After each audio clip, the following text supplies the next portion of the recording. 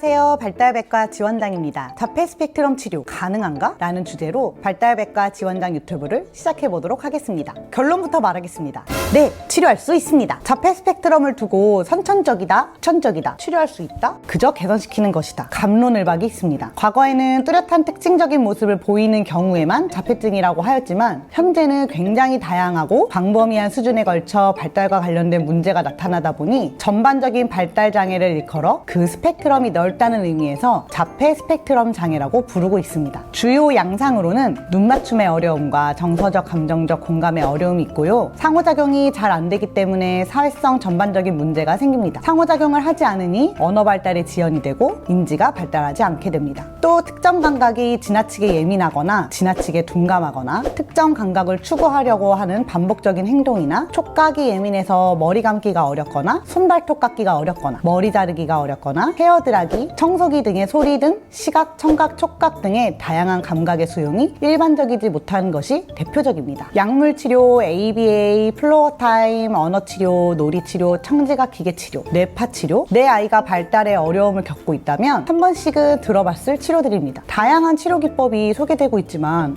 딱 떨어지게 자폐가 치료되는 사례가 없습니다. 이유가 무엇일까요? 우리나라의 명칭 자체가 자폐 스펙트럼 장애이다 보니 장애로 보고 현실적으로는 완치보다는 재활과 개선에 초점을 두고 있기 때문입니다. 발달은 단순히 약을 먹어서 치료되거나 기계로 치료되거나 어떤 한 가지 방법으로는 절대 치료될 수가 없습니다. 오히려 부작용이 있을 수 있어 더욱 신중해야 하고 조심해야 하는 부분입니다. 그렇다면 부작용 없는 성공하는 치료는 어떤 것일까요? 자폐 스펙트럼의 장애의 핵심은 사회성과 감각 처리입니다. 사회성과 감각 처리의 어려움으로 파생되는 언어, 학습, 인지 등의 어려움이 생기는 거죠. 앞서 언급했듯 약물이나 기계로는 근본적인 문제인 사회성을 치료하는 것은 불가능합니다. 약물이나 기계에 의존한 치료는 일시적 퇴행을 불러오거나 또 다른 부작용으로 이어질 수 있기 때문에 각별한 주의가 필요합니다. 사회성은 약을 먹어서 나을 수가 없고 학습으로 배울 수도 없고 오직 사람과의 상호작용, 사회에 의한 경험으로만 길러지게 됩니다. 사회성 치료를 위해서는 사람과의 상호작용, 즉 소통 경험과 상황에 따른 경험들이 주 요소입니다. 그리고 이 경험들을 온전히 내 것으로 만들기 위해서는 건강한 감각 수용이 선행되어야 합니다. 결론적으로는 아이의 사회화와 건강한 감각 수용을 위한 치료가 가장 최우선적으로 이루어져야 한다는 것이죠. 자, 그럼 이제 우리는 아이의 성공적인 치료를 위해 이것을 생각해 보아야 합니다. 첫 번째는 내가. 여기서 내가는 아이의 부모님이겠죠. 내 아이의 발달 단계를 정확하게 알고 있는가? 내 아이의 사회적 기능이 어느 정도인지, 감각에 어려움은 없는지, 의사소통이 어느 정도 되는지, 인지 수준이 어느 정도인지, 전반적인 발달을 잘 관찰하고 이해하고 있는가입니다. 두 번째는 내 아이는 현재 어떤 치료를 받고 있는가? 그리고 어떤 치료를 받아야 하는가? 언어 치료와 놀이 치료를 하며 말이 터지기를 기다리고 있지는 않는가? 발달은 복잡 미묘하게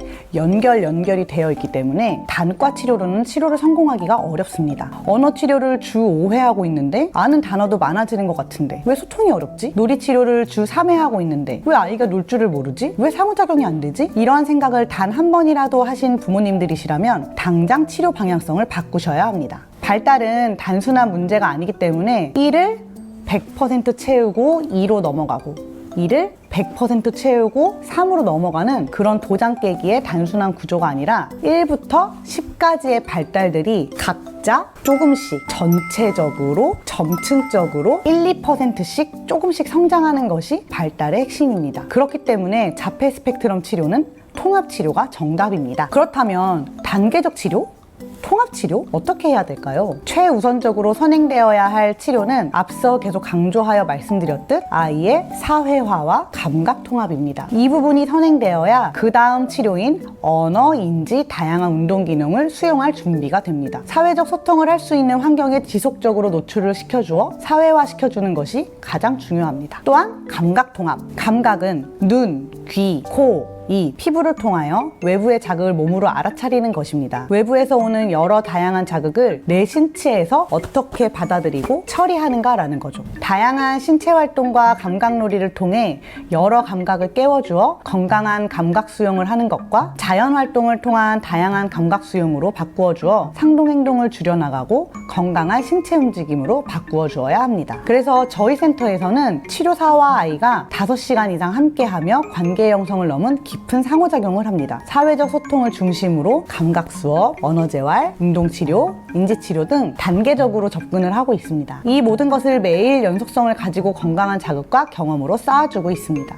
언어 수업 때는 언어 재활을 주 목표로 보지만 언어를 주고받는 것뿐만이 아니라 직접 사물을 만지고 냄새를 맡아보고 먹어보고 다양한 감각을 자극하며 언어로 표현하고 기억할 수 있는 시간을 만들어줍니다. 인지 수업 때는 인지 치료 수업을 앉아서만 하기보다는 마트나 수산물 시장, 실내 동물원 직접 나가서 물건을 함께 찾아보고 야채, 과일, 동물 등 일상생활에서 사용하는 것의 이름을 알아보고 수개념을 알아가고 선생님과 친구들과 협동하고 공공장소에 대한 예절을 배우며 내가 한 것을 기억하여 이야기해보고 삶에 필요한 기초 개념을 배우는 등 다양하게 접근합니다. 오늘의 핵심 키워드는 아이의 사회성 발달과 감각 통합 치료가 우선. 아이가 성장 발달함에 따라서 적절한 언어 재활과 인지 운동이 병행되어야 한다는 것입니다. 자폐 성향이 벗어나고 있는 아이들은 어떤 모습일지 궁금하실 것 같아요. 눈을 보지도 않고 부르면 반응하지 않던 아이가 사람을 쳐다보고 부르면 반응하고 허공을 바라보거나 자신만의 감각을 추구하였던 아이가 움직임이 많아지고 표정에 생기가 생기고 혼자 생각에 빠져웃던 아이가 상호작용을 하며 함께 웃고 속상하다고 울고 자신의 생각을 언어적이던 비언어적이던 전달하게 됩니다. 사람을 쳐다보고 상호작용하기 시작하는 아이는 사람에게도 관심을 갖고 놀이에 참여하기 시작하며 관심사가 점점 확장하게 됩니다. 이 아이는 건강하게 치료되고 있다는 증거입니다. 물론 자폐 스펙트럼 범주에서 벗어나는 것이 치료의 끝은 절대 아닙니다.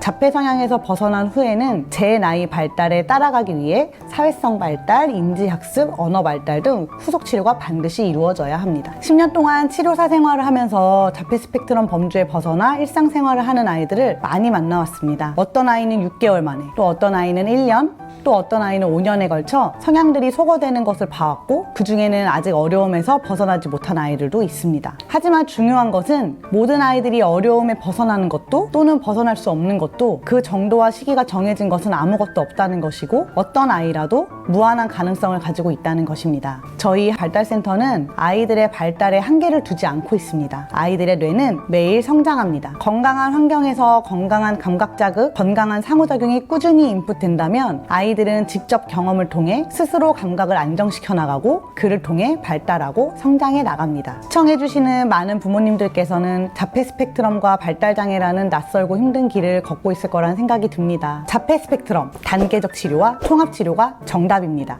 아이들의 건강한 치료를 위하여 또 사람들과 어울려 살아갈 수 있도록 발달백과 지원장이 항상 함께하겠습니다. 다음 영상에서는 치료하기 위해선 가정환경을 어떻게 변화해야 되는가에 대해서 이야기 나누도록 하겠습니다. 다음 시간에 만나요.